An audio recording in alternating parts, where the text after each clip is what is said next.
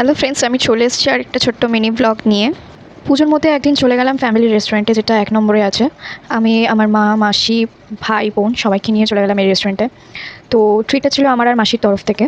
দিনটা ছিল নবমী, সবাই খুব টায়ার্ড ছিল, তাই জন্য মানে প্রত্যেকদিনই আমরা ঠাকুর দেখতে বেরিয়েছি।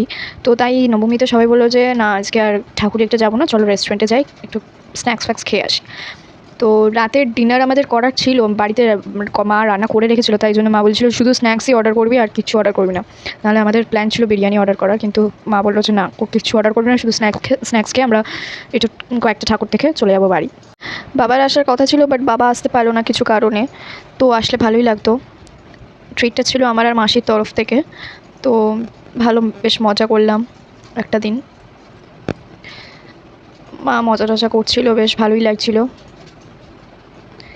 ব্লগ করবো আর খাবার ভিডিও করবো না, খাচ্ছি সেটা ভিডিও করবো না, এটা তো হতেই পারে না।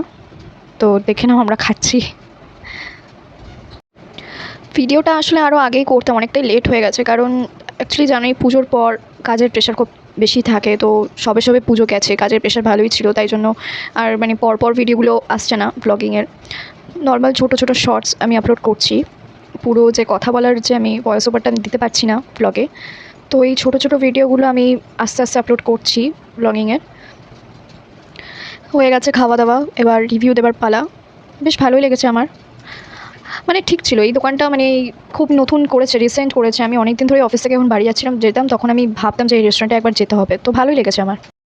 যাদের এয়ারপোর্টের সাইডে বাড়ি, তাদের আসা উচিত, এই রেস্টুরেন্টে একবার আসা উচিত। ভালো, বেশ ফ্যামিলি রেস্টুরেন্ট, তো ফ্যামিলিকে নিয়ে আসতে পারে। তো চলো এবার এন্ড করি ভিডিওটা। টাটা।